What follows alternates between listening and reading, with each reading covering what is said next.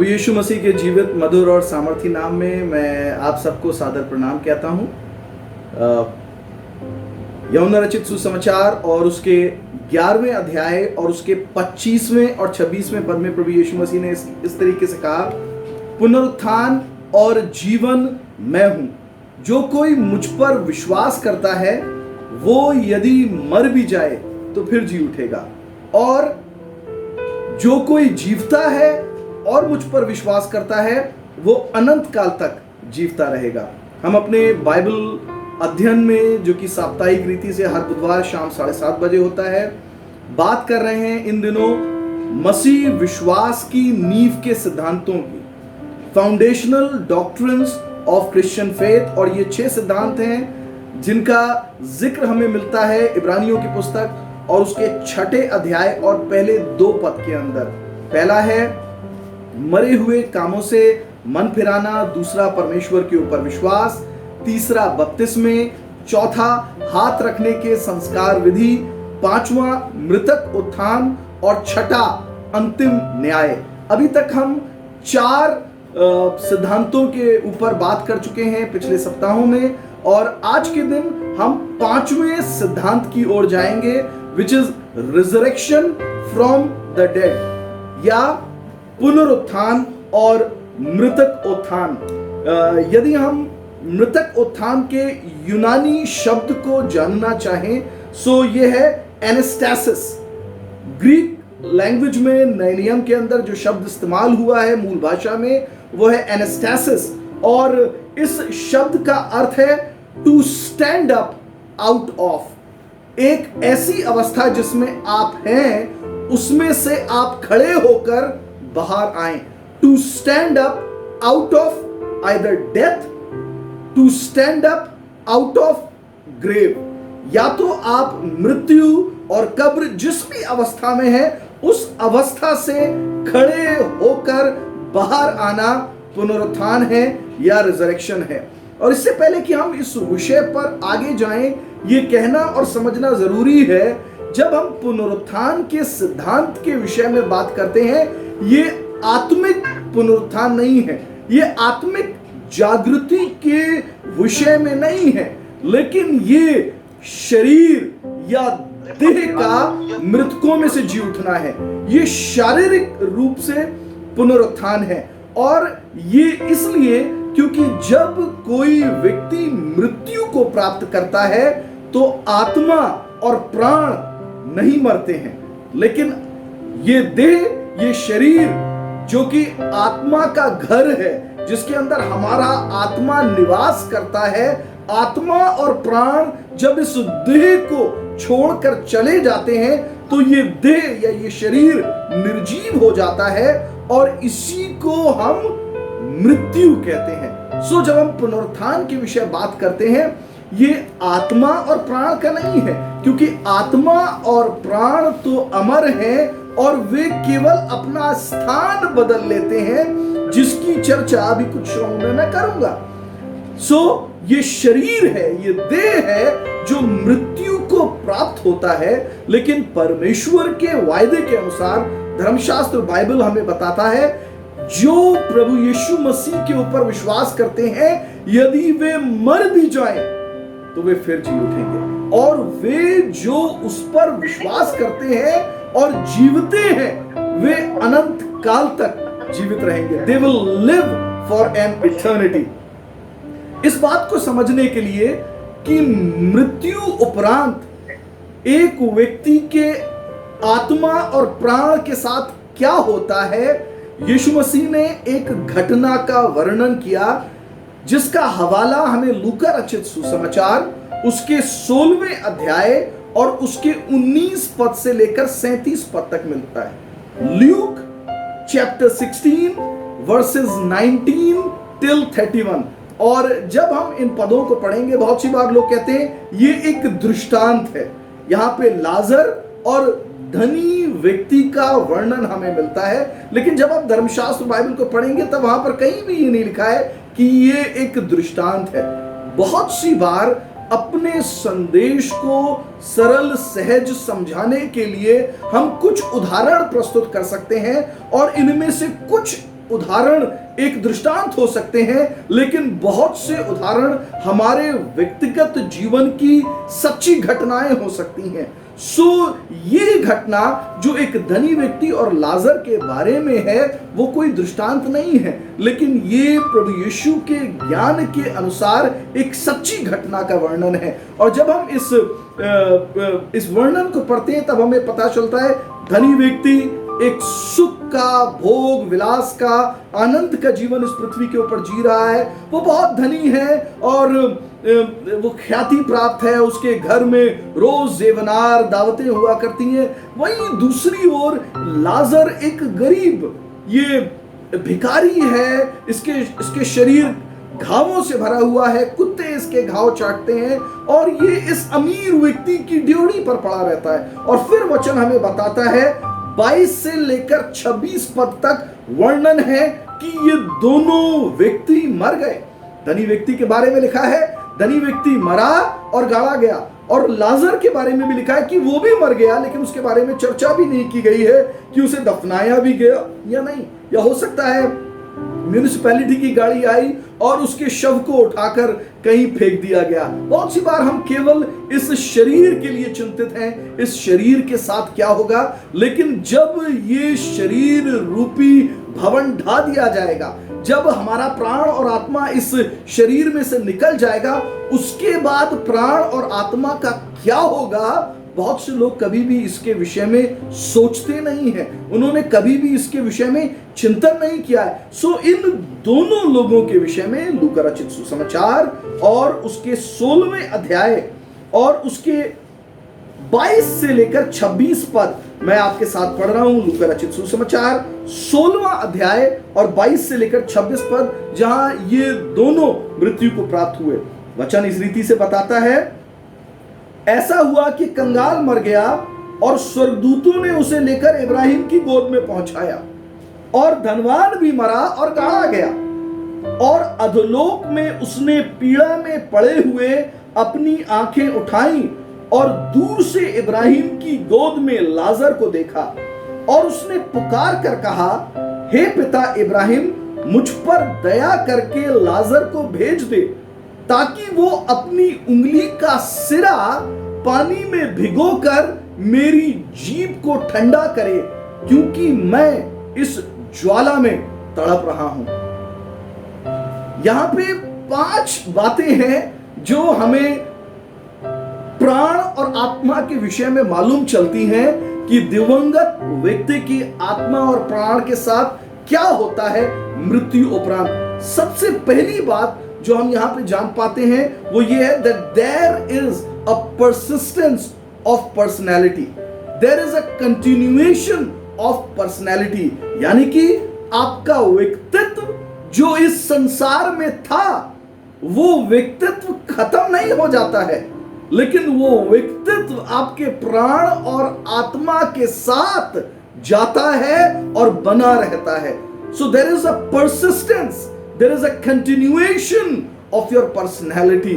हमारा व्यक्तित्व हमारे प्राण और आत्मा के साथ बना रहता है। दूसरी बात जो हम यहाँ पे इस घटना के विवरण के द्वारा जानने पाते हैं वो ये that there is a recognition of persons, यानी कि हम व्यक्ति विशेष को पहचान पाते हैं। और इसीलिए तो धनी व्यक्ति ने अब्राहम को पहचान लिया, धनी व्यक्ति ने उस कंगाल लाजर को भी पहचान लिया जो पिता इब्राहिम की गोद में बैठा है, सुख के स्थान पे है। और लाजर ने भी निश्चित धनी व्यक्ति को पहचान लिया होगा जिसकी ड्योढ़ी पर वो पड़ा रहता था। इस मृत्यु उपरांत ये दूसरी विशेष बात होती है that there is a recognition of persons। व्यक्ति विशेष की पहचान खत्म नहीं होती है, व्यक्ति विशेष का व्यक्तित्व भी बना रहता है और उसको पहचाना भी जा सकता है। तीसरी बात जो यहां पर होती है वो है there is recollection of the events of your life। आपको स्मरण रहती हैं, आपको याद रहती है वो बातें जो आपके जीवन काल में घटित हुई। आप उन बातों को कभी भूलेंगे नहीं, चाहे वे खुशी की बातें थी या ऐसी बातें थी जिन्होंने आपके हृदय को तोड़ा है, या वो ऐसी बातें थी जहां आपने अपने जीवन में कोई चूक कर दी। जब हम इस धनी व्यक्ति को देखते हैं तो वो पछता रहा है और शायद अपने जीवन के बहुत से संस्मरण याद करके वो यही सोच रहा होगा, ओ मैंने यहां चूक कर दी, मैंने यहां गलती कर दी, और इसीलिए वो विनती, निवेदन और प्रार्थना कर रहा है अपने भाइयों के लिए कि कहीं वो मेरी ही तरह अपने जीवन में गलतियां ना करें और इस दुख के, पीड़ा के स्थान पर ना पहुंच जाएं जैसे मैं पहुंच गया। और यहां पे एक अद्भुत बात नजर आती है, वो ये कि प्रार्थनाएं अधोलोक में भी की जा रही हैं, लेकिन अधोलोक में प्रार्थनाएं स्वीकार्य नहीं होंगी। बहुत से लोग संतों के द्वारा भी प्रार्थना करते हैं, और ये धनी व्यक्ति भी तो अब्राहम से प्रार्थना कर रहा है। यहां ये समझना भी जरूरी है, संतों के द्वारा की गई प्रार्थनाएं स्वीकार्य नहीं है, क्योंकि स्वर्ग के नीचे, पृथ्वी के ऊपर, मनुष्यों के बीच में और कोई नाम नहीं दिया गया। केवल यीशु नाम है जिससे हम उद्धार पाते हैं, और केवल यीशु नाम है जिसके द्वारा हमारी प्रार्थनाएं स्वीकार की जाती हैं। चौथी बात जो यहां पर होती है, that there is a consciousness of present condition, यानी कि जिस अवस्था में आत्मा और प्राण होता है वहां पे वो निश्चेतन अवस्था में नहीं होते हैं। ऐसा नहीं कि उन्हें कुछ महसूस ना हो रहा हो, but there is a consciousness, उनको अपनी अवस्था की संपूर्ण चेतना होती है।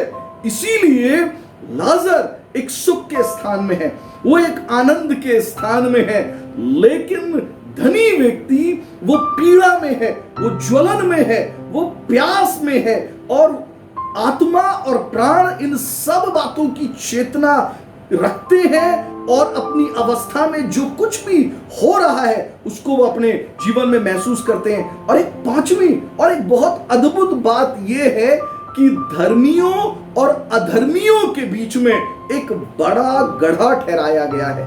There is a separation between the righteous and the unrighteous. और इसीलिए जब धनी व्यक्ति कहने लगा कि इस लाजर को भेज दे कि ये अपनी उंगली का सिरा भिगोकर मेरी जीभ पर रख दे और शायद मुझे कुछ शांति मिले, कुछ सांत्वना मिले, कुछ प्यास तो मेरी दूर हो, तो वहां पे अब्राहम ने कहा नहीं, हमारे और तुम्हारे बीच में एक बड़ा गड्ढा ठहराया गया है। There is a big gap और इसको कोई भी पार नहीं कर सकता है। सो ये समझना जरूरी है, जब प्राण और आत्मा इस शरीर को छोड़कर चला जाता है, प्राण और आत्मा मृत्यु को प्राप्त नहीं करता है, लेकिन उसका केवल स्थान परिवर्तित होता है। मृत्यु को केवल देह प्राप्त करता है। और जब हम पुनरुत्थान की बात करते हैं तो ये पुनरुत्थान हमारे शरीरों का पुनरुत्थान है, और पुनरुत्थान के समय, मृतक उत्थान के समय आत्मा और प्राण का देह के साथ पुनः समागम होता है। Spirit and the soul return to the body. जब आत्मा और प्राण देह में लौटते हैं, उसको हम पुनरुत्थान कहते हैं। प्रभु यीशु मसीह के मृत्यु और पुनरुत्थान के साथ किसी भी दिवंगत व्यक्ति की आत्मा और प्राण के साथ जो कुछ होता है उसमें कुछ बदलाव हुए। Whatever happens to the spirit and the soul of a dead person, a few things were changed by the death and resurrection of Jesus Christ. और इस बात को समझने के लिए पहले हम ये जानना चाहेंगे आज के अध्ययन में कि यीशु की मृत्यु और पुनरुत्थान से पहले मृत व्यक्तियों की आत्माओं के साथ क्या होता था, उनका प्राण और आत्मा कहां जाता था। अभी जिस घटनाक्रम को हम पढ़ रहे थे धनी व्यक्ति और लाजर के, उसके द्वारा हम ये जानने पाते हैं, और कई और स्थान हैं, कई और स्थान के पदों को मैं पढ़ नहीं रहा हूं क्योंकि हम पुनरुत्थान के विषय में आगे बढ़ना चाहते हैं, लेकिन हम ये जान पाते हैं कि यीशु मसीह की मृत्यु और पुनरुत्थान से पहले धर्मी और अधर्मी दोनों लोगों की आत्माएं अधोलोक जाती थी। अंग्रेजी की बाइबल या मूल भाषा की बाइबल जिस शब्द का इस्तेमाल करती है वो है शियोल। अंग्रेजी की बाइबल में एक और शब्द भी लिखा है हेडीज। धर्मियों और अधर्मियों दोनों की आत्माएं एक ही स्थान पर पहुंचाई जा रही हैं, वो अधोलोक है। और इसीलिए धनी व्यक्ति लाजर को सामने देख पाता है। लेकिन उस समय भी अधोलोक दो भागों में विभाजित है। एक पीड़ा का स्थान है, जहां पे आग है, जहां पे रोना है, जहां पे दांतों का पीसना है, ये पश्चाताप का स्थान है। और पश्चाताप यदि इस संसार में रहते हो तो कितना ही भला है, क्योंकि ये हमें अनंत जीवन का वारिस बना सकता है। लेकिन इस जीवन के उपरांत जब आत्मा और प्राण इस शरीर से निकल जाएगा, उसके उपरांत यदि उस दुख के स्थान में हम कितना भी पश्चाताप करें, परिस्थिति में कोई बदलाव नहीं हो सकता। ये अधोलोक दो भागों में विभाजित था। पहला स्थान जो दुख का स्थान है, और दूसरा स्थान जिसे हम अब्राहम की गोद कह सकते हैं, जिसे हम शांति और आनंद का स्थान कह सकते हैं, या बहुत सी बार इसे फिरदौस या पैराडाइज भी कहा गया है। जैसा यीशु मसीह ने उस डाकू से कहा जो उसके साथ क्रूस पर लटका हुआ था, उसने यीशु का जब अंगीकार किया, यीशु ने उसे कहा, आज ही तू मेरे साथ फिरदौस में होगा। ये आनंद का स्थान है, ये अब्राहम की गोद है, क्योंकि अब्राहम सब विश्वास करने वालों का पिता है। जितने प्रभु के ऊपर विश्वास करते हैं, उसकी आज्ञाओं पर, उसके वचन के ऊपर विश्वास करते हैं, यीशु के ऊपर विश्वास करते हैं, वे आनंद के स्थान में पहुंचाए गए। और ये धर्मियों के लिए रिजर्व था। यीशु मसीह जब क्रूस के ऊपर मारा गया तो उसके विषय में लिखा है यूहन्ना रचित सुसमाचार और उसके 19वें अध्याय और 40 से लेकर 42 पद तक कि यीशु मसीह का आत्मा और प्राण उसके देह से निकल गया। उसके शरीर को एक कब्र के अंदर रखा गया है, जो कि अरमितिया के यूसुफ की कब्र थी। उसका पार्थिव देह, उसकी body was kept in a grave. लेकिन उसकी आत्मा के विषय में जब आप जानेंगे, यीशु की मृत्यु उपरांत यीशु का आत्मा, ऐसा लिखा है, वो भी अधोलोक में गया। Even the spirit of Lord Jesus descended into the Sheol, Hades, अधोलोक में ले जाया गया। और इसका विवरण हम पढ़ते हैं दो स्थानों से। मैं अपने संदर्भ लूंगा। I'll take my references from two different places। पहला प्रेरितों के कार्य की पुस्तक और उसका दूसरा अध्याय और उसके 25 पद से आपके साथ पढ़ूंगा। प्रेरितों के कार्य की पुस्तक एक्ट्स चैप्टर 2 वर्सेस 25 ऑनवर्ड्स। यहां पे ऐसा लिखा है, क्योंकि दाऊद उसके विषय में कहता है कि मैं प्रभु को सर्वदा अपने सामने देखता रहा, क्योंकि वो मेरी दाहिनी ओर है, ताकि मैं डिग ना जाऊं। जिस संदर्भ का या जिस हवाले से, जिस रेफरेंस से पतरस इस घड़ी बात कर रहा है दाऊद के विषय में, वो भजन संहिता 16वां अध्याय है। इट इज साम्स चैप्टर 16, जिसके विषय में पतरस यहां पे जिन पदों के विषय में बात कर रहा है, ताकि मैं डिग ना जाऊं। 26वां पद, इसी कारण मेरा मन आनंद हुआ और मेरी जीभ मगन हुई, वरन मेरा शरीर भी आशा में बसा रहेगा, क्योंकि तू मेरे प्राणों को अधोलोक में ना छोड़ेगा और ना अपने पवित्र जन को सड़ने देगा। देखिए दो बातें लिखी हैं। पहली चीज, तू मेरे शरीर को कब्र में सड़ने नहीं देगा। दूसरी बात, तू मेरे प्राण को अधोलोक में ना छोड़ेगा। और फिर वो आगे कहता है कि दाऊद, जिसको हम जानते हैं, वो मारा गया, गाड़ा गया, और उसकी कब्र भी आज तक, जिस समय तक ये शब्द पतरस ने बोले, वर्तमान में हमारे सामने है। लेकिन उसने ये बातें, वचन कहता है, अपने विषय में नहीं कही, लेकिन उसने परमेश्वर के आत्मा से भरकर भविष्यवाणी स्वरूप मसीह के लिए कही। और 31वां पद कहता है, उसने होनार को, यानी कि मसीह को, पहले ही से देखकर मसीह के जी उठने के विषय में यह भविष्यवाणी की कि ना तो उसका प्राण, देखिए शरीर नहीं, ना तो उसकी आत्मा और प्राण अधोलोक में छोड़ा गया और ना उसकी देह सड़ने पाई। इसी यीशु को परमेश्वर ने जिलाया, जिसके हम सब गवाह हैं। सो जब प्रभु यीशु क्रूस के ऊपर मारा गया, उसका शरीर तो दफना दिया गया, लेकिन उसके आत्मा और प्राण के विषय लिखा हुआ है कि वो अधोलोक में उतरा। इसी का एक और संदर्भ हम देखेंगे, एक और रेफरेंस, एक और हवाला हम देखेंगे। पहले पतरस की पत्री उसका 3 अध्याय और उसके 18 और 19 पद। Epistle of 1 Peter chapter 1 versus 18 and 19। यहां पे ऐसा लिखा है, इसलिए कि मसीह ने भी अर्थात अधर्मियों के लिए धर्मी ने पापों के कारण एक बार दुख उठाया, ताकि हमें परमेश्वर के पास पहुंचाए।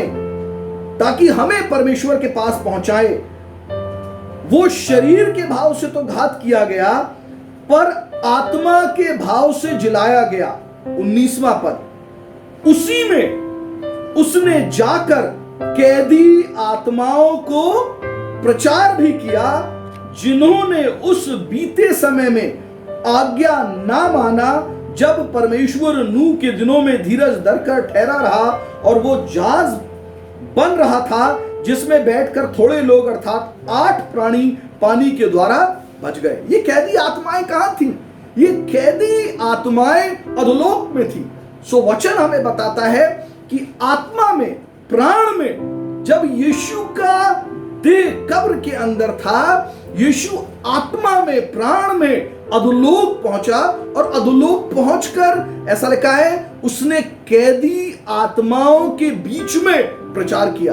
अब आप ये नहीं सोच सकते कि यीशु ने वहां जाकर सुसमाचार प्रचार किया होगा, लेकिन जब आप मूल भाषा को पढ़ेंगे तो वहां लिखा है यीशु वहां पहुंचकर उसने घोषणा करी। He made an announcement. सो यीशु ने क्या घोषणा करी होगी?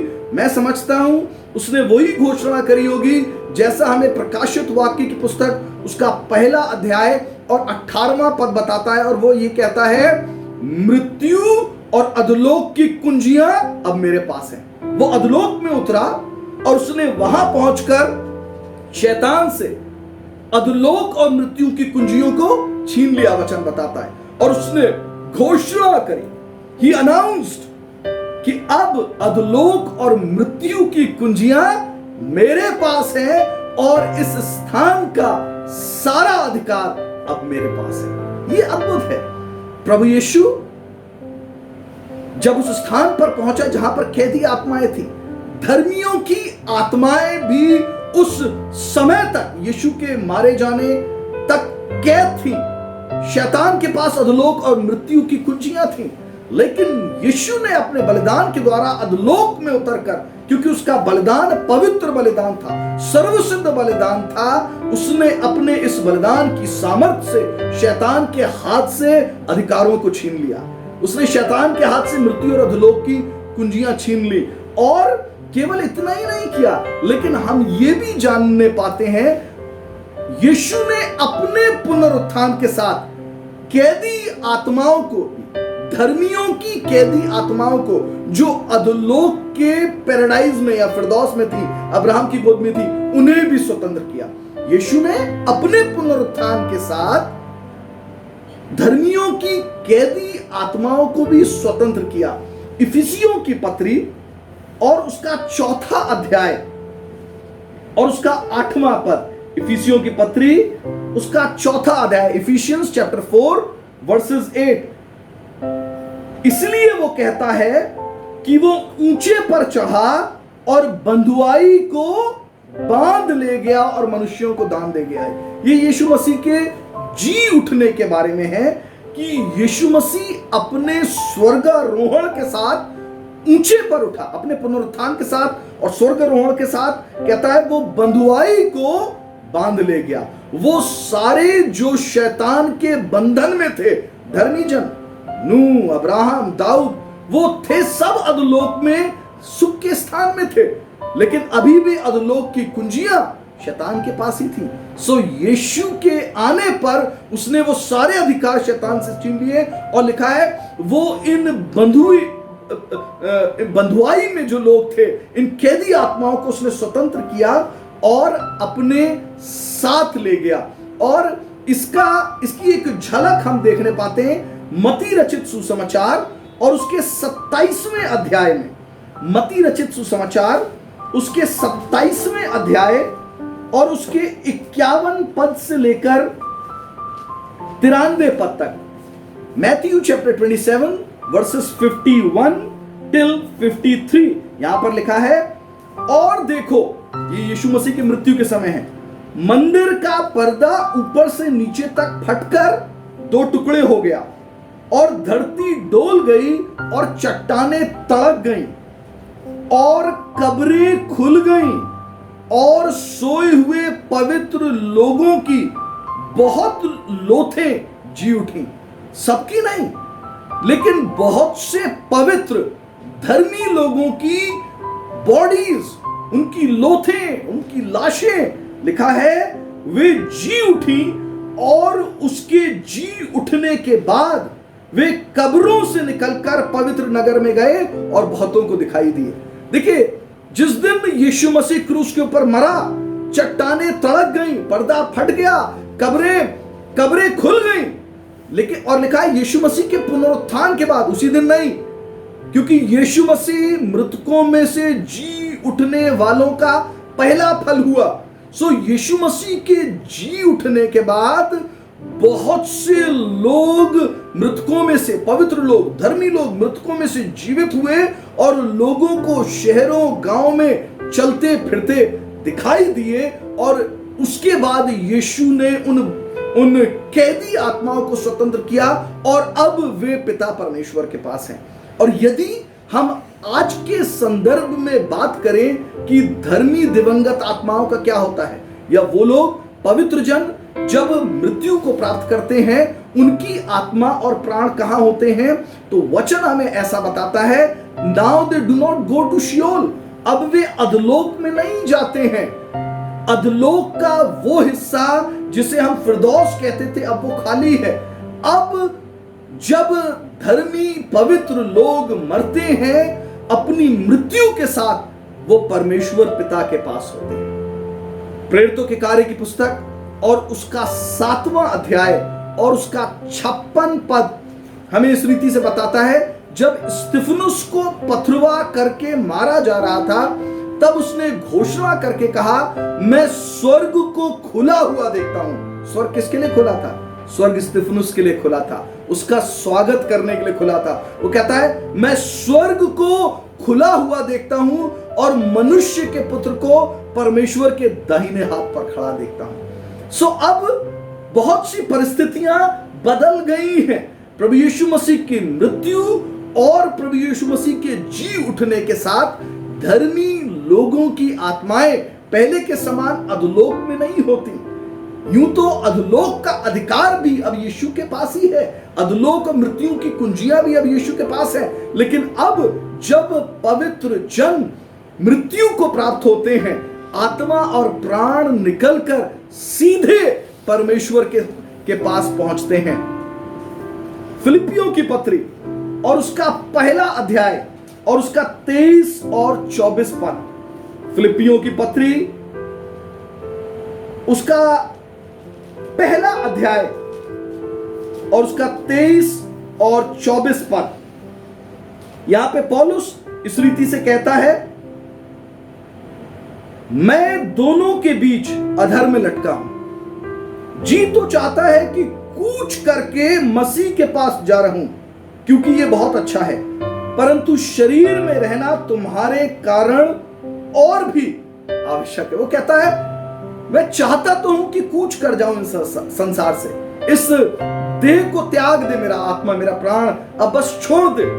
लेकिन वो एक विशेष बात कहता है, जब मैं कूच करूंगा तो मैं मसीह के साथ होऊंगा। दूसरे कुरिन्थियों की पुस्तक और उसके 5वें अध्याय और 8वां पद, 2 Corinthians chapter 5 and verse 8 says, to be absent in body is to be present with Christ। यदि हमारा आत्मा इस देह में मौजूद नहीं है, तो इसका अर्थ यह है कि वो यीशु के या पिता परमेश्वर के पास पहुंच गया है, पिता परमेश्वर के साथ है। सो धर्मियों की आत्माएं अब जब शरीर को त्यागती हैं, तो वे अधोलोक में नहीं है, वो और किसी के अधिकार में नहीं है, वो पैराडाइज में भी नहीं है, but they are right in the presence of the Lord. अब वे मसीह की गोद में है, अब वे अब्राहम की गोद में भी नहीं है, लेकिन वो मसीह के संरक्षण में है। यीशु मसीह ने अपने चेलों से यही तो कहा, उसने कहा जहां मैं हूं वहां तुम भी हो, मैं जाता हूं कि तुम्हारे लिए स्थान तैयार करूं। उसने स्थान तैयार कर दिया। और अब जब धर्मी लोग इस देह को त्यागते हैं, उनकी आत्माएं मसीह के पास पहुंचाई जाती हैं। सो ये बदलाव हुआ प्रभु यीशु मसीह की मृत्यु और प्रभु यीशु मसीह के पुनरुत्थान के साथ। उसने कैदी आत्माओं को स्वतंत्र किया और हमारे गंतव्य को भी बदल दिया। हमारी आत्माओं के गंतव्यों को, धर्मियों विश्वासियों की आत्माओं के गंतव्य को, देह को त्यागने के बाद वे सीधे परमेश्वर या मसीह के साथ होती है। कुलूसियों की पत्री, कोलोसियंस चैप्टर 1 एंड वर्स 18, कुलूसियों की पत्री और उसका पहला अध्याय और उसका 18वां पद बड़ी खूबसूरत बात को कहता है। कोलोसियंस चैप्टर 1 वर्स 18, और वही यानी कि मसीह, वही सब वस्तुओं में प्रथम है। He is first in everything. आप कुछ भी अपने जीवन के विषय में सोचें, सृष्टि के विषय में सोचें, he is first in everything. He was, he is and he will for ever be. वो सब वस्तुओं में प्रथम है और सब वस्तुएं उसी में स्थिर रहती हैं।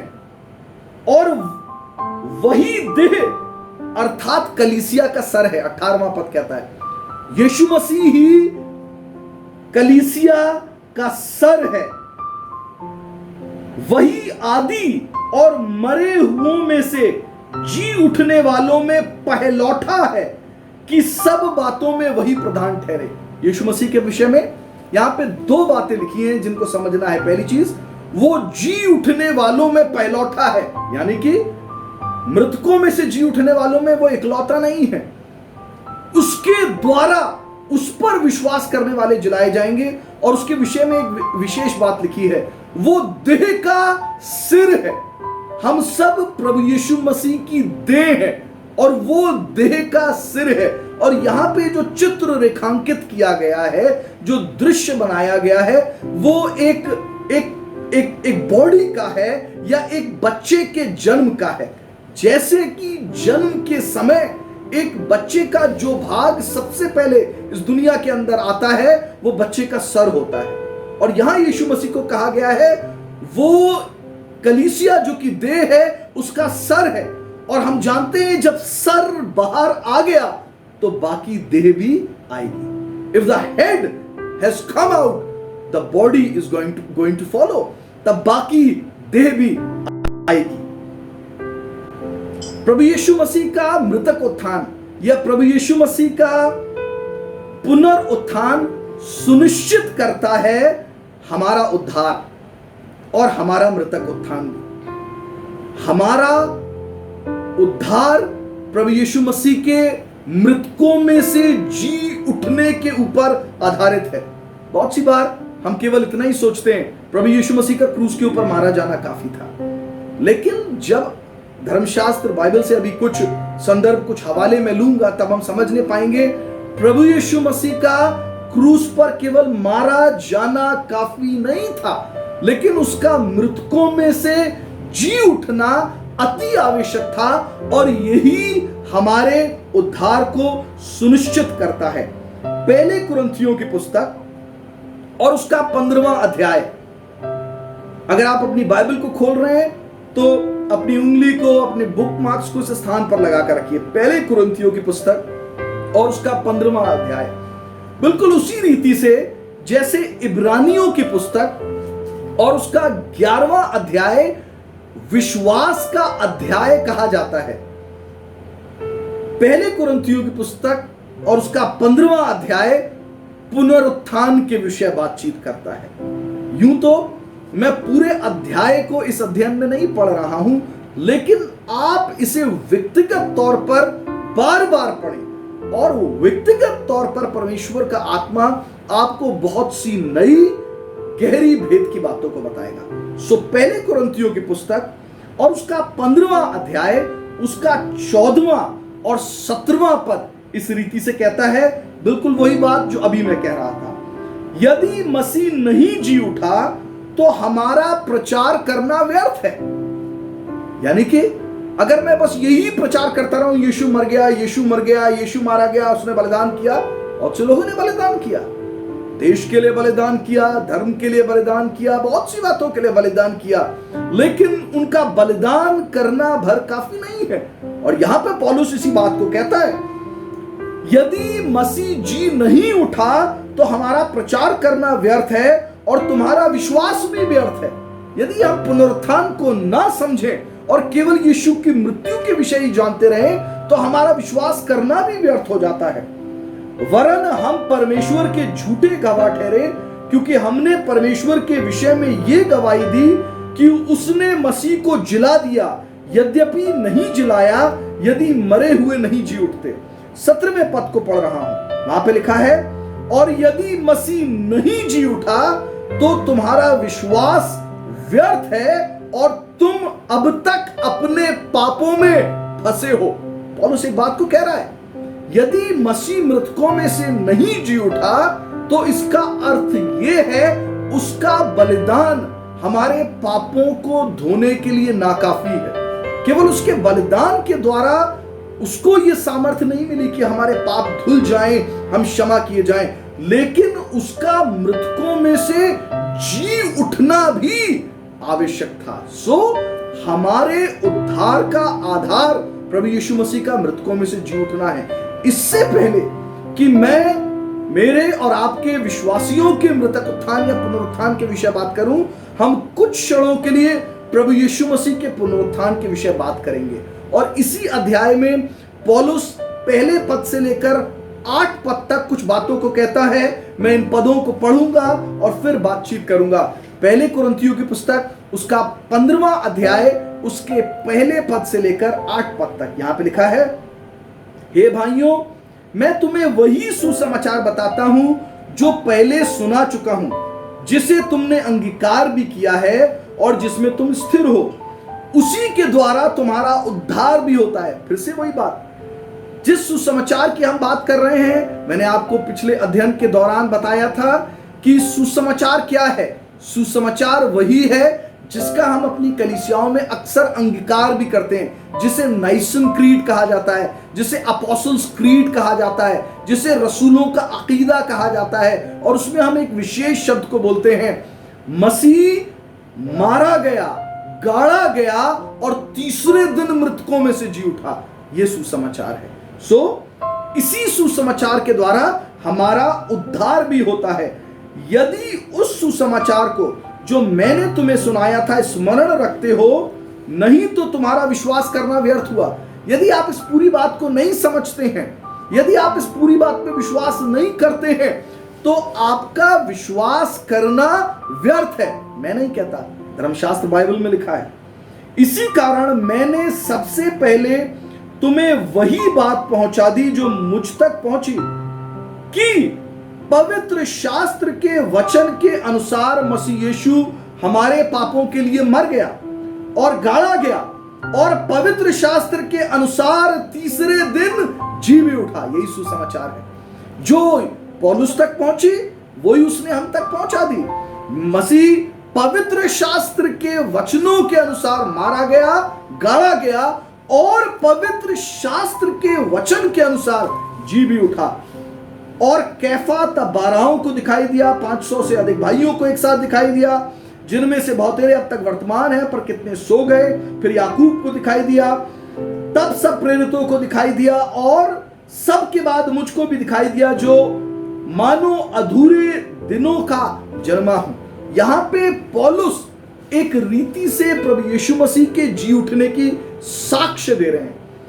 Paul is trying to give the proof of the resurrection of Lord Jesus Christ. और वो 2 विशेष साक्ष्यों को प्रस्तुत करते हैं। पहला साक्ष्य जो वो देते हैं वो ये कहते हैं कि वो पवित्र शास्त्र के वचनों के अनुसार मृतकों में से जी उठा। यीशु मसीह बस यूं अनायास, यूं ही अचानक से मृतकों में से नहीं जी उठा, लेकिन जिस रीति से प्रभु यीशु मसीह के विषय बहुत सी बातों की चर्चा भविष्यवाणी स्वरूप धर्मशास्त्र के अंदर की गई, उसी रीति से प्रभु यीशु मसीह के मृतकों में से जी उठने की भविष्यवाणियों को भी हम पवित्र शास्त्र के अंदर देखते हैं। और इसीलिए पौलुस कहता है पवित्र शास्त्र के वचनों के अनुसार वो मृतकों में से जी उठा। बहुत हवाले नहीं लूंगा, लेकिन कुछ हवालों को मैं लूंगा, कुछ संदर्भ मैं आपके साथ साझा करूंगा। भजन संहिता की पुस्तक और उसका 16वां अध्याय और उसका 8 पद, ये वही भजन है जिसका की विवरण पतरस प्रेरितों के कार्य की पुस्तक और उसके दूसरे अध्याय में कर रहा है, जिसकी चर्चा अभी मैंने आपसे करी। ये 16वां अध्याय और इसका 8 पद इस रीति से कहता है, भजन 16 Psalm 16 वर्स 8, इस कारण मेरा हृदय आनंदित और मेरी आत्मा मगन हुई और मेरा शरीर भी चैन से रहेगा। 9वां पद, क्योंकि तू मेरे प्राण को अधलोक में ना छोड़ेगा, ना अपने पवित्र भक्त को सड़ने देगा। तू मुझे जीवन का रास्ता दिखाएगा, तेरे निकट आनंद की भरपूरी है, तेरे दाहिने हाथ में सुख सर्वदा बना रहता है। दाऊद के विषय में जब पतरस बोलता है तो वो कहता है दाऊद की कब्र वर्तमान में भी हमारे साथ है। दाऊद मरा और वो अभी भी कब्र के अंदर है, लेकिन उसने ये शब्द अपने विषय में नहीं कहा, उसने ये शब्द भविष्यवाणी स्वरूप मसीह के संदर्भ में कहा कि तू मेरे प्राण को कहां नहीं छोड़ेगा, अधोलोक में नहीं छोड़ेगा। और हम शुरुआत में यही कह रहे थे, मसीह का आत्मा और प्राण अधोलोक में उतरा जब उसकी शरीर कब्र के अंदर रखा हुआ था, और वहां पर जाके उसने कैदी आत्माओं के बीच में प्रचार किया, और ना अपने पवित्र भक्त को सड़ने देगा। आत्मा नहीं सड़ती है, सड़ता शरीर है, पार्थिव देह जो कब्र में दफनाई गई 3 दिन के बाद, 1 दिन के बाद सड़ना शुरू हो जाएगी। लेकिन वचन कहता है तू अपने पवित्र जन को सड़ने नहीं देगा। इसी के साथ साथ एक और स्थान से पढ़ूंगा, होशे नबी की पुस्तक और उसका 6वां अध्याय और उसके पहले 2 पद। होशे नबी की पुस्तक उसका 6वां अध्याय और उसके पहले 2 पद ऐसा लिखा है, चलो हम यहोवा की ओर फिरें, क्योंकि उसी ने फाड़ा और वही चंगा भी करेगा, उसी ने मारा और वही हमारे घावों पर पट्टी भी बांधेगा। 2 दिन के बाद वो हमको जिलाएगा और तीसरे दिन वो हमको उठाकर खड़ा करेगा। मैंने आपको शुरू में क्या बताया था, पुनरुत्थान शब्द का मूल भाषा में अर्थ क्या है? To stand up out of, उठाकर खड़ा करना या उठकर खड़ा होना उस अवस्था में से जिसमें आप थे। To stand up out of grave. और यहां पे शब्द यही कहता है, तीसरे दिन वो हमको उठाकर खड़ा करेगा, तब हम उसके सम्मुख जीवित रहेंगे। और ये यीशु के साथ हुआ प्रथम बार, वो तीसरे दिन मृतकों में से जी उठा। यशाया की पुस्तक और उसका 53वां अध्याय, आयशा चैप्टर 53, जब हम इस अध्याय को पढ़ते हैं सो ये अध्याय हमें प्रभु यीशु मसीह के दुख उठाने के विषय बताता है कि उसने हमारे लिए क्रूस के ऊपर दुख उठाया और उसने हमारे रोगों को अपने ऊपर ले लिया, उसने हमारी सजा को, हमारे अधर्म को अपने ऊपर ले लिया। इसी अध्याय का 10वां पद आपके साथ पढ़ रहा हूं, यशाया 53 और उसका 10वां पद ऐसा लिखा है, तो भी यहोवा को यही भाया कि वो उसे कुचले, उसी ने उसको रोगी कर दिया। जब तू उसका प्राण दोष बलि करे तब वो अपना वंश देखने पाएगा, वो बहुत दिन जीवित रहेगा, उसके हाथ से यहोवा की इच्छा पूरी हो जाएगी। देखिए कितनी अद्भुत बात है यदि आप ध्यान से समझें। लिखा है जब तू उसका प्राण दोष बलि करे, यानी कि जब तू उसके प्राण को बलिदान कर देगा, उसके बाद वो अपना वंश देखने पाएगा और अद्भुत बात है, बहुत दिन तक जीवित रहेगा। ये और किसी के साथ नहीं हुआ। ये पूरा अध्याय यीशु मसीह के बारे में है। यीशु के साथ ही ये बात पूरी हुई। वो बहुत दिन तक जीवित रहेगा, अपना प्राण दोष बलि कर देने के बाद भी। आगे लिखा है, वो अपने प्राणों का दुख उठाकर उसको देखेगा। वो अपने प्राणों को खो देगा, वो अपने प्राणों का बलिदान करके भी उसको देखेगा और तृप्त होगा। अपने ज्ञान के द्वारा मेरा धर्मी दास बहुतेरों को धर्मी ठहराएगा और उनके अधर्म के कामों का बोझ उठा लेगा। पहला साक्ष्य या पहला प्रूफ जो पौलुस देते हैं वो धर्मशास्त्र बाइबल के भविष्यवाणियों के वचन है जो यीशु के लिए भविष्यवाणी स्वरूप कहे गए और ये पूरे हुए। ना केवल वो बातें जो उसके जीवन काल में, उसके जन्म, उसकी सेवकाई के विषय थी, लेकिन उसके मारे जाने और उसके मृतकों में से जी उठने के विषय भी बातें भविष्यवाणी स्वरूप कही गई और वो बातें बिल्कुल उसी अनुसार पूरी हुई।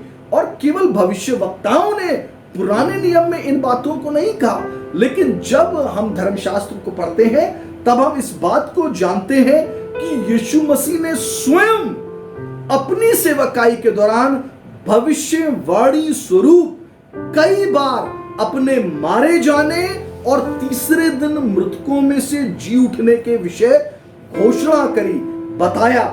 ऐसा लिखा है मत्ती रचित सुसमाचार और उसके 17वें अध्याय, Matthew chapter 17 and versus 21 till 22।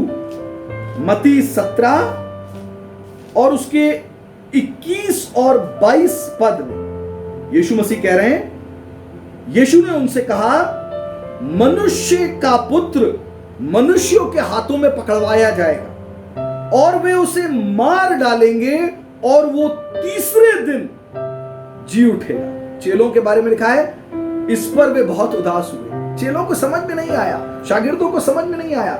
बहुत सी बातें जो भविष्यवाणी स्वरूप कही गई थी यीशु के बारे में, वो यहूदी समझ नहीं पाए, इसीलिए वो उसको मसीह के रूप में ग्रहण नहीं कर पाए।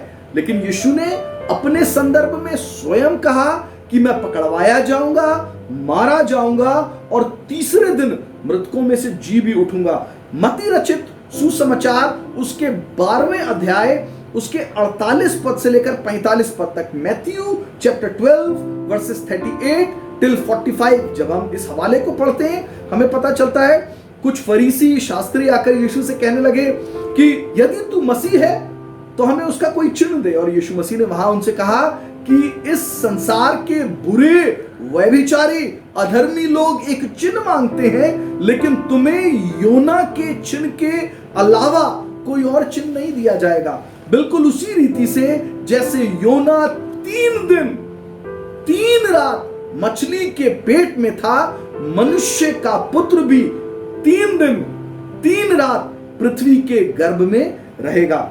यूहन्ना रचित सुसमाचार उसका 10वां अध्याय और उसके 18वें पद में, जॉन चैप्टर 10 एंड वर्सेस 18, यीशु मसीह ने कहा, कोई मेरा प्राण मुझसे लेता नहीं है, लेकिन मैं अपना प्राण दे देता हूं ताकि उसको वापस ले लूं।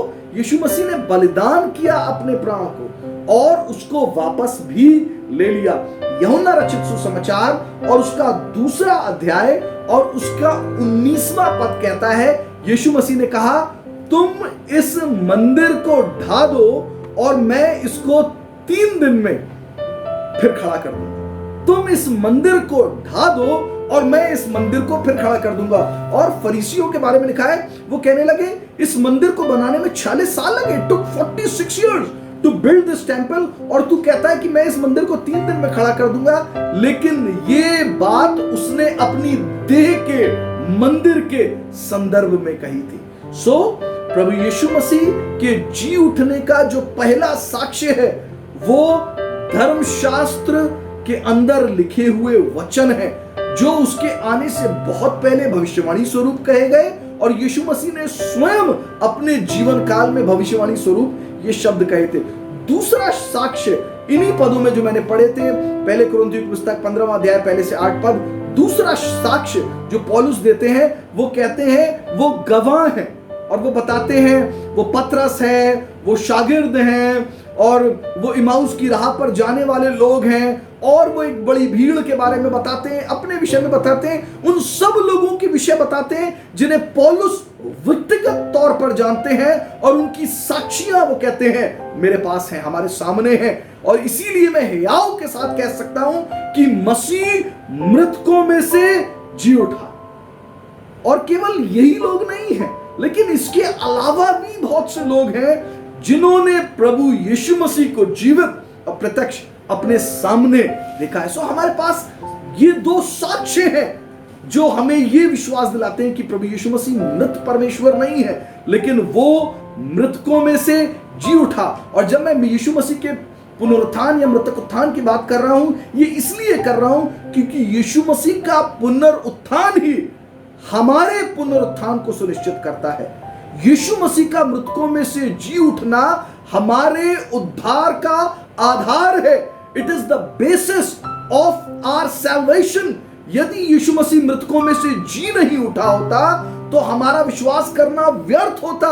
पौलुस कहता है 14वें पद में और 17वें पद में पहले कुरिन्थियों की पुस्तक उसके 15वें अध्याय में, और हम अभी तक अपने पापों में होते यदि वो अभी भी मृत अवस्था में होता, लेकिन क्योंकि वो मृतकों में से जी उठा है, वो उद्धार करने में सक्षम है। 5 बातों को मैं बताना चाहता हूं जो पुनरुत्थान का महत्व है। 5 things which I consider to be the importance of resurrection। 5 बातें जो पुनरुत्थान का महत्व है। इनमें से पहली 3 बातें प्रभु यीशु मसीह के पुनरुत्थान से संबंधित हैं और अंतिम 2 बातें हमारे पुनरुत्थान से संबंधित हैं। सो सबसे पहली बात या पहला महत्व जो पुनरुत्थान से संबंधित है वो ये कि प्रभु यीशु मसीह को मृतकों में से जिलाकर परमेश्वर ने उसको न्याय संगत ठहराया। परमेश्वर ने यह सिद्ध किया कि यह मेरा पुत्र है, क्योंकि उस समय के लोगों ने, अधिकतर लोगों ने विश्वास नहीं किया कि यह परमेश्वर का पुत्र है। लेकिन जब परमेश्वर ने उसको मृतकों में से जिलाया तो यह सिद्ध किया कि यह परमेश्वर का पुत्र है, यह मसीह है। इसी के साथ साथ उस पर दोष लगाए गए थे, उसको विभिन्न न्यायालयों में ले जाया गया था। He was driven from one court to another. There were allegations on him, और वो उन allegations के साथ वो क्रूस पर चढ़ाया गया और वो मर गया था। लेकिन जब परमेश्वर ने उसको मृतकों में से जिलाया तो उसके मृतक उत्थान के साथ ये सिद्ध किया कि ये धर्मी जन है। प्रभु यीशु न्याय संगत ठहराया गया। Jesus was justified by his resurrection। Romeo की पत्री और उसका पहला अध्याय और उसका 3 और 4 पद, रोमियो की पत्री उसका पहला अध्याय उसके 3 और 4 पद, अपने पुत्र हमारे प्रभु यीशु मसीह के विषय में प्रतिज्ञा की थी, जो शरीर के भाव से तो दाऊद के वंश से उत्पन्न हुआ और पवित्रता की आत्मा के भाव से मरे हुओं में से जी उठने के कारण सामर्थ के साथ परमेश्वर का पुत्र ठहरा। फिर से सुनिए, पवित्रता की आत्मा के भाव के साथ। देखिए दोनों बातें लिखी हैं, पवित्रता यानी धार्मिकता, पवित्रता की आत्मा के भाव से मरे हुओं में से जी उठने के कारण सामर्थ्य के साथ परमेश्वर का पुत्र ठहरा। यह सिद्ध हो गया प्रभु यीशु मसीह के मृतक उत्थान के साथ वही मसीह है, वही परमेश्वर का पुत्र है, वो पवित्र है, वो धर्मी है, वो न्याय संगत ठहराया गया। दूसरा महत्व पुनरुत्थान का, मैंने कहा मैं 5 बातों को, 5 महत्व की बातों को कहूंगा पुनरुत्थान के विषय में। पहली 3 बातें प्रभु यीशु के पुनरुत्थान के संदर्भ में हैं। दूसरी बात, प्रभु यीशु मसीह का मृतकों में से जी उठना हमारे उद्धार को सुनिश्चित करता है। इस बात को मैं दोहरा रहा हूं और पहले भी कह चुका हूं। So the resurrection of Jesus is the basis of our justification. Yeshu Masih का मृतकों में से जी उठना हमारे उद्धार को सुनिश्चित करता है। रोमियो की ही पत्री और उसका 4 अध्याय और उसका 25वां पद इस रीति से कहता है, वो हमारे अपराधों के लिए पकड़वाया गया। देखिए, हमारे अपराधों के लिए वो पकड़वाया गया था। हमारे अधर्म की सजा उसने अपने शरीर पर ले ली, हमारी बीमारियों को उसने अपने शरीर पर ले लिया, उसने कोड़े खाए ताकि हम चंगे हो जाएं। सो लिखा है वो हमारे अपराधों के लिए पकड़वाया गया। और दूसरा भाग कहता है और हमारे धर्मी ठहराने के लिए जिलाया भी गया। ध्यान से सुनिए, और हमारे धर्मी ठहराने के लिए जिलाया भी गया।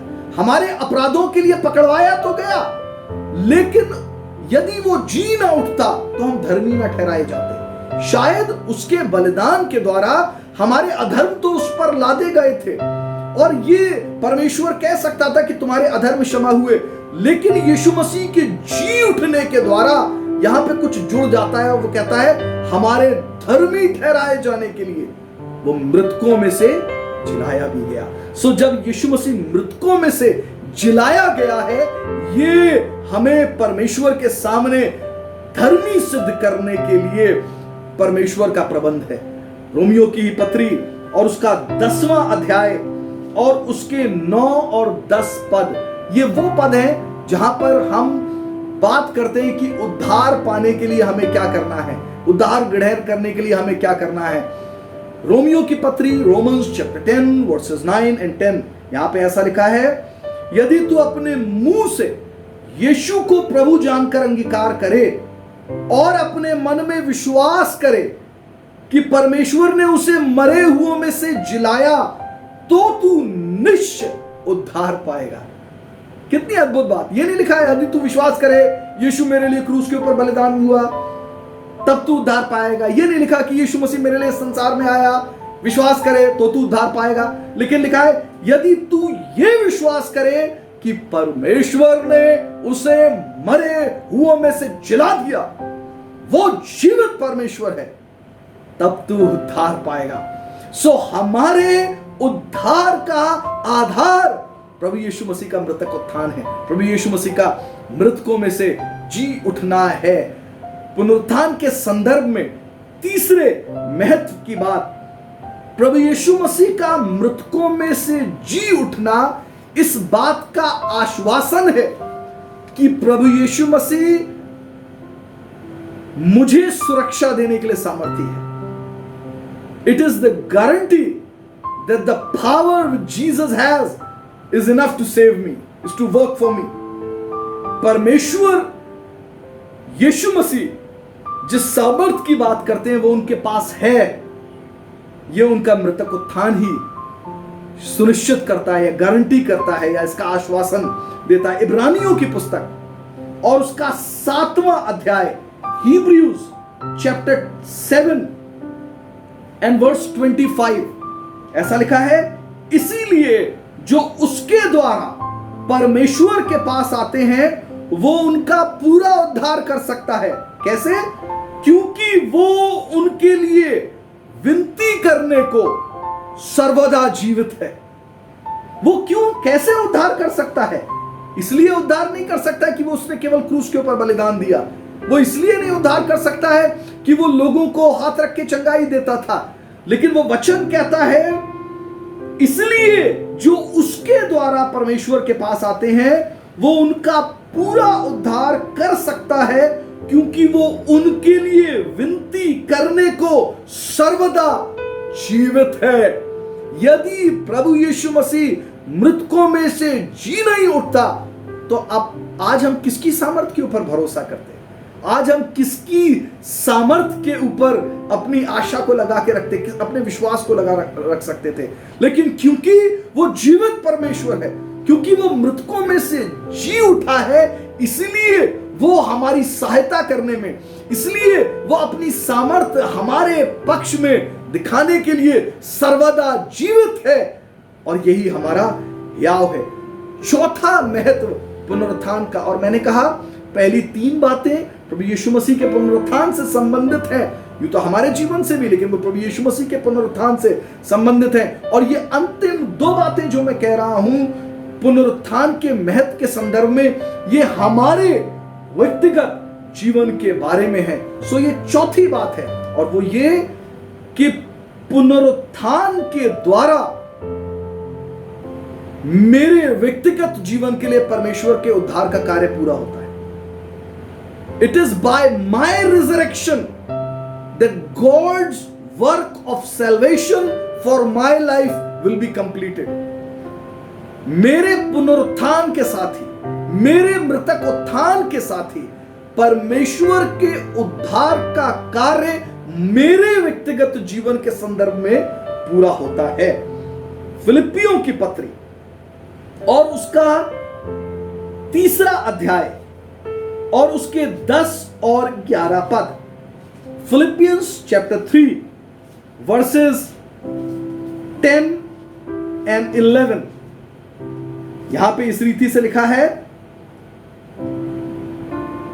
और मैं उसको और उसके मृत्युंजय की सामर्थ को, यानी कि हिज रिजरेक्शन पावर अंग्रेजी की बाइबल कहती है, मैं उसको और उसके मृत्युंजय की सामर्थ को और उसके साथ दुखों में सहभागी होने के मर्म को जानूं और उसकी मृत्यु की समानता को प्राप्त करूं, ताकि किसी भी रीति से मरे हुओं में से जी उठने के पद तक पहुंचूं। पौलुस एक विशेष बात को कह रहा है। वो कह रहा है उसके जीवन में शायद बहुत से प्रकाशन है, उसके जीवन में बहुत सी उपलब्धियां भी हैं, लेकिन वो कहता है वो बातें काफी नहीं है, वो संपूर्ण नहीं हुई है, वो तब पूरी होंगी जब मैं किसी भी रीति से मरे हुओं में से जी उठने के पद तक पहुंचूंगा। सो वो उद्धार का कार्य जो परमेश्वर ने प्रभु यीशु मसीह के द्वारा हमारे जीवन के लिए ठहराया है, वो संपूर्ण होता है तब जब हम पुनरुत्थान को प्राप्त करेंगे। रोमियो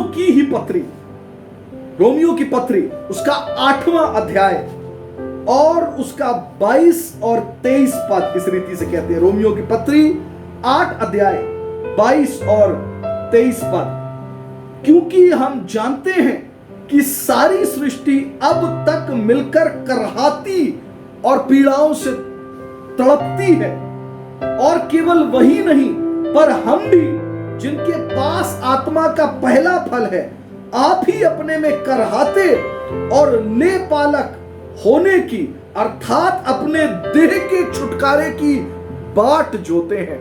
वो कह रहा है हमने यीशु को प्राप्त कर लिया है, हमारे पास आत्मा का फल भी है, हमारे साथ साथ पूरी सृष्टि करहा रही है, और हम अपनी देह के छुटकारे की बाट जोते हैं। और इस देह का छुटकारा कब होगा? पुनरुत्थान के साथ। पुनरुत्थान हमारे विश्वास का आधार है, पुनरुत्थान हमारे उद्धार का आधार है। ये वो समय है जिसकी हम बाट जोते हैं। पुनरुत्थान के साथ हम परमेश्वर के साथ हमेशा के लिए एक किए जाएंगे। 5वां महत्व जो कि पुनरुत्थान का है वो यही है कि पुनरुत्थान के साथ हमारा समागम, हमारा मिलन प्रभु यीशु मसीह के साथ होगा। We will be joined together as one with Jesus at the time of resurrection. हमारा समागम, हमारा मिलन, हमारे शरीर, प्राण और आत्मा के साथ पुनरुत्थान के समय होगा। इस घड़ी में हमारी आत्मा, अगर किसी व्यक्ति की मृत्यु हो जाती है, उसकी आत्मा प्रभु यीशु मसीह के साथ हो सकती है, लेकिन उसका पार्थिव देह अभी भी कब्र के अंदर है।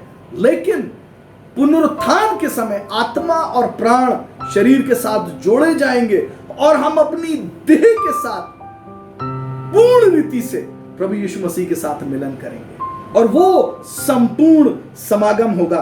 पहले थिस्सलुनीकियों की पुस्तक 1 थिस्सलुनियंस चैप्टर 4, और ये वो पद हैं जो अक्सर पढ़े जाते हैं जब हमारे प्रियजन हमसे दूर हो जाते हैं, जब वो प्रभु में सो जाते हैं। पहले थिस्सलुनीकियों की पुस्तक और उसका 4 अध्याय, और मैं 13वें पद से पढ़ रहा हूं। यहां पे ऐसा लिखा है, हे भाइयों, हम नहीं चाहते कि तुम उनके विषय में जो सोते हैं अज्ञान रहो। ऐसा ना हो कि तुम औरों की नाई शोक करो जिन्हें आशा नहीं, क्योंकि यदि हम प्रतीति करते हैं कि यीशु मरा और जी भी उठा, तो वैसे ही परमेश्वर उन्हें भी जो यीशु में सो गए हैं उसी के साथ ले आएगा। ये हमें जान के रखना है, ये हमारी आशा है, यही हमारा विश्वास है, यही हमारे उद्धार का अंत भी है। वो जो हमसे पहले चले गए, वो जो प्रभु में सो गए हैं, वो यीशु अपने आने पर उन्हें अपने साथ लेकर आएगा। क्योंकि हम प्रभु के वचन के अनुसार तुमसे ये कहते हैं, हम जो जीवित और प्रभु के आने तक बचे रहेंगे सोए हुओं से आगे कभी ना बढ़ेंगे। क्योंकि प्रभु आप ही स्वर्ग से उतरेगा, उस समय ललकार और प्रधान दूत का शब्द सुनाई देगा और परमेश्वर की तुरी फूंकी जाएगी, और जो मसीह में मरे हैं वे पहले जी उठेंगे। सो जो मसीह में मरे हुए हैं वे पहले जी उठेंगे। लेकिन लिखा है, तब हम जो जीवित हैं, यीशु मसीह ने यही कहा था यूहन्ना 11:25 और 26 में, और वे जो जीवित हैं वो अनंत काल तक नहीं मरेंगे। तब हम जो जीवित हैं और बचे रहेंगे उसके साथ बादलों पर उठा लिए जाएंगे और हवा में प्रभु से मिलेंगे, और इस रीति से हम सदा प्रभु के साथ रहेंगे। इन बातों से एक दूसरे को शांति दिया करो। यदि हमारे बुजुर्ग, हमारे अजीज हमें छोड़कर चले भी गए हैं, ये हमारी अनंत आशा है कि हम उनसे दोबारा मुलाकात करेंगे।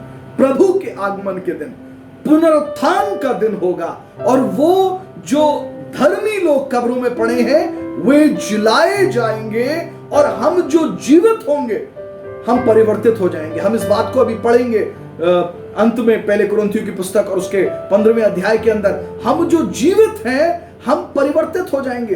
इन्हीं शरीरों के साथ हम प्रभु के साथ समागम में नहीं जाएंगे, हम इन्हीं शरीरों के साथ प्रभु के साथ मिलन नहीं करने पाएंगे, क्योंकि ये नाशमान देह है, क्योंकि ये पापी देह है। सो इस शरीर के अंदर भी परिवर्तन होना जरूरी है। इसलिए जीते रहते हमारा पुनरुत्थान होगा, ये शरीर बदल जाएंगे और फिर हम प्रभु के। सो ये 5 महत्व की बातें हैं जो कि पुनरुत्थान से संबंधित है। पहला, यीशु मसीह के पुनरुत्थान के साथ परमेश्वर पिता ने उसको न्याय संगत ठहराया। दूसरा, प्रभु यीशु मसीह का पुनरुत्थान हमारे उद्धार को सुनिश्चित करता है। तीसरा, प्रभु यीशु मसीह का पुनरुत्थान आश्वासन है कि यीशु जीवित है और उसकी सामर्थ्य हमारे पक्ष में कार्य करती है। चौथा, हमारा पुनरुत्थान जो है वो परमेश्वर के उद्धार कार्य को हमारे जीवन के लिए पूरा करता है। हमारा उद्धार तब तक पूरा नहीं है जब तक हमारी देह कब्रों में सड़ती रहे। उद्धार तब पूरा होगा जब हमारी देह और आत्मा, प्राण सब प्रभु यीशु मसीह के साथ जोड़े जाएंगे। और 5वीं महत्व की बात यही है कि पुनरुत्थान के साथ ही हमारा समागम या हमारा मिलन प्रभु यीशु मसीह के साथ होगा। आज के अपने इस अध्ययन के अंत में कुछ क्षणों के लिए मैं बात करना चाहूंगा कि पुनरुत्थान के बाद हमारे शरीर कैसे होंगे, या what kind of bodies will we have after resurrection, और what are the resurrected bodies we like। मृतक उत्थान के बाद जो शरीर हमें दिए जाएंगे वो किस रीति से होते हैं। पहले यूहन्ना की पत्री और उसका 3 अध्याय और उसके 2 और 3 पद। पहले यूहन्ना की पत्री उसका 3 अध्याय उसके 2 और 3 पद। यहां पर ऐसा लिखा है, हे प्रियो, अभी हम परमेश्वर की संतान हैं और अब तक ये प्रकट नहीं हुआ कि हम क्या कुछ होंगे। इस संसार में बहुत सी बातें हमें मालूम है, लेकिन आने वाले काल में हम क्या होंगे, कैसे होंगे, ये प्रत्यक्ष रूप से नहीं मालूम है, ये अभी प्रकट नहीं किया गया है। लेकिन आगे लिखा है, इतना जानते हैं जब वो प्रकट होगा हम भी उसके समान होंगे, क्योंकि उसको वैसा ही देखेंगे जैसा वो है। ये एक अद्भुत बात है। हमारे लिए यहां पर एक झलक दी गई है हम कैसे होंगे पुनरुत्थान के नए शरीर के साथ। जैसा यीशु है, जैसा यीशु की रिजरेक्टेड बॉडी है, we will have the same kind of resurrected body. जैसा वो है वैसे हम भी होंगे। और तीसरा पद एक आह्वान करता है, वो कहता है और जो कोई उस पर ये आशा रखता है, यानी कि पुनरुत्थान की आशा रखता है, जी उठने की आशा रखता है, जो कोई उस पर ये आशा रखता है वो अपने आप को वैसा ही पवित्र करता है जैसा यीशु पवित्र है। यदि आप ये आशा रखते हैं कि मेरी देह हमेशा कब्र में ना सड़ती रहे, लेकिन एक दिन यीशु के द्वितीय आगमन पर मैं जिलाया जाऊं और उसके साथ मेरा मेल हो, मैं हमेशा उसके साथ रहूं देह, प्राण और आत्मा में, तो हमें अपने आप को पवित्र करना आवश्यक है। पुनरुत्थित शरीरों के विषय में पौलुस कुछ एक बातों को कहते हैं पहले कुरिन्थियों की पुस्तक और उसके 15वें अध्याय और ये 35वें पद से लेकर और उसके 44वें पद तक मैं आपके सामने पढ़ रहा हूं। 1 Corinthians chapter 15 verses 35 till 43। यहां पे ऐसा लिखा है, अब कोई ये कहेगा कि मुर्दे किस रीति से जी उठते हैं और कैसी देह के साथ आते हैं। मैं यही बात कर रहा हूं, जब हम मृतक उत्थान पुनरुत्थान के भागी होंगे तो हमारी देह कैसी होगी, किस देह के साथ आते हैं। हे निर्बुद्धि, जो कुछ तू बोता है जब तक वो ना मरे जिलाया नहीं जाता। यहां पे लिखा है जब तक वो ना मरे जिलाया नहीं जाता। Many people want to be resurrected। बहुत से लोग यीशु के साथ मिलना चाहते हैं, पुनरुत्थान के भागी तो होना चाहते हैं, लेकिन मरना नहीं चाहते हैं। वचन यही कहता है जब तक वो ना मरे जिलाया नहीं। Do not be afraid of death because we will surely be resurrected। Do not be afraid of death, क्योंकि to be absent in body is to be present with Christ। आप पल भर के लिए भी प्रभु से दूर नहीं होंगे, हम प्रभु के साथ होंगे। और जब वो बादलों पर आएगा, नरसिंगा फूंका जाएगा, हम बदल जाएंगे। हमारी देह यदि कब्र के अंदर भी है तो वहां से वो निकल के आएंगी और हम पुनरुत्थान में यीशु के साथ समागम करेंगे। वो आगे कहता है 37वें पद से, और जो तू बोता है ये वो देह नहीं जो उत्पन्न होने वाली है, परंतु निरा दाना है, चाहे गेहूं का चाहे किसी और अनाज का। परंतु परमेश्वर अपनी इच्छा के अनुसार उसको देह देता है और हर एक बीज को उसकी विशेष देह। सब शरीर एक सरीखे नहीं होते, परंतु मनुष्य का शरीर और, पशुओं का शरीर और, पक्षियों का शरीर और है, मछलियों का शरीर और है, स्वर्गीय देह और पार्थिव देह भी, परंतु स्वर्गीय देहों का तेज और पार्थिव का और है। सूर्य का तेज और, चांद का तेज और, तारागणों का तेज और, क्योंकि एक तारे से दूसरे तारे के तेज में अंतर होता है। एक बात को यहां पे कहना चाहता हूं, पुनरुत्थान के बाद जो देह हमें मिलेंगी वे आत्मिक देह हैं। वे ये देह नहीं है जिसमें आज हमारा आत्मा वास करता है, क्योंकि लिखा है पार्थिव देह और है, स्वर्गीय देह और है, क्योंकि स्वर्गीय देह का तेज अलग है। और वचन आगे कहता है कि सूर्य का तेज, चांद का तेज, सितारों का तेज अलग है, और सब सितारों की, सब तारागणों की का तेज अलग अलग है। और मैं समझता हूं कि उस काल में जब हम प्रभु यीशु मसीह के साथ राज्य कर रहे होंगे, सब विश्वासियों का तेज भी अलग होगा। जैसे कोई तारा बहुत चमकदार हो सकता है, लेकिन कोई तारा कुछ कम चमकदार हो सकता है, और ये निर्भर करता है आपकी विश्वास योग्यता के अंदर ऊपर इस संसार में रहते हुए। It depends upon your faithfulness on this earth, कि आपका तेज अगले जीवन में किस रीति का होगा। और फिर मैं 42वें पद से पढ़ रहा हूं, और यहां पे 5 बातों का जिक्र है जिनको मैं बताना चाहूंगा। पहले इन पदों को पढ़ता हूं। मुर्दों का जी उठना भी ऐसा ही है। शरीर नाशमान दशा में बोया जाता है और अविनाशी दशा में उठता है। अनादर के साथ बोया जाता है और तेज के साथ उठता है। निर्बलता के साथ बोया जाता है, सामर्थ्य के साथ उठता है। स्वाभाविक देह बोई जाती है और आत्मिक देह उठती है, जबकि स्वाभाविक देह है तो आत्मिक भी है। 5 बातों का जिक्र है यहां पर। पहली बात लिखा है 42वें पद के अंदर कि शरीर नाशमान दशा में, अंग्रेजी की बाइबल कहती है in the state of corruption, यानी कि it is prone to decay, it is subject to decay. वो सड़न या विघटन हो सकता है उसके अंदर। ये शरीर जिसमें हम हैं, इसके अंदर सड़न हो सकती है। समय के साथ साथ चेहरे पे झुर्रियां पड़ेंगी, समय के साथ साथ बाल गिरेंगे, समय के साथ साथ शरीर दुर्बल होता जा सकता है। सो इस शरीर के अंदर विघटन हो सकता है, सड़न हो सकती है, लेकिन जब हम जिलाए जाएंगे, जिस शरीर को हम प्राप्त करेंगे दैट इज इनकरप्टेबल, उसके अंदर कभी विघटन नहीं होगा, उसके अंदर कभी सड़न नहीं होगी। दूसरी बात जो यहां पर कही गई है वो है कि वो अनादर के साथ बोया जाता है और तेज के साथ उगता है। वो बोया तो डिसऑनर में जाता है, लेकिन वो महिमा के साथ उठाया जाता है। We will rise up in God's glory. तीसरी बात जो यहां पर लिखी है कि वो लिखा है वो स्वाभाविक देह बोई जाती है, लेकिन आत्मिक देह उठती है। और अंग्रेजी की बाइबल जिस शब्द को कहती है सोलिश, वो बोया तो प्राण के रूप में जाता है, लेकिन उठाया जाता है आत्मिक रीति से। इस बात को थोड़ा समझाना चाहूंगा। हम शरीर, प्राण और आत्मा हैं, और आज के दिन जो भी कार्य हम करते हैं उसमें बहुत कुछ हमारा प्राण, हमारे सोल का डिसीजन होता है। सोल यानी कि बुद्धि, चुनाव हम बुद्धि के अनुसार करते हैं, आत्मा के अनुसार नहीं करते हैं।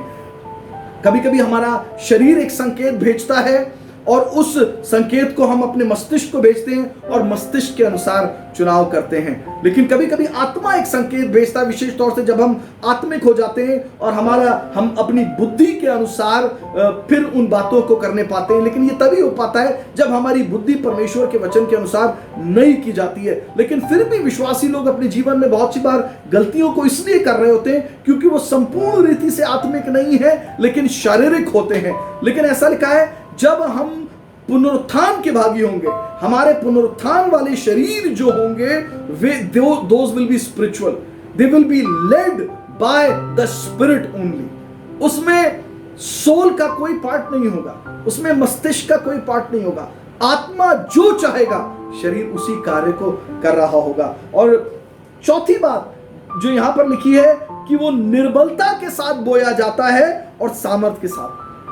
भले ही अभी ये शरीर निर्बल है, लेकिन जो शरीर हमें पुनरुत्थान के बाद प्राप्त होंगे वे सामर्थ के शरीर हैं। और एक पांचवी और अंतिम बात जो यहां पर लिखी है उसका हवाला हमें मिलता है 52वें पद में, इसी अध्याय के 52वें पद में। वहां पर ऐसा लिखा है, 52 और 53 पद यहां पे लिखा है, और क्षण भर में पलक मारते ही, पिछली तुरही फूंकते ही, क्योंकि तुरही फूंकी जाएगी और मुर्दे अविनाशी दशा में उठेंगे और हम बदल जाएंगे, क्योंकि अवश्य है कि नाशमान देह अविनाश को पहन ले और मरण हार दे अमरता को पहन ले।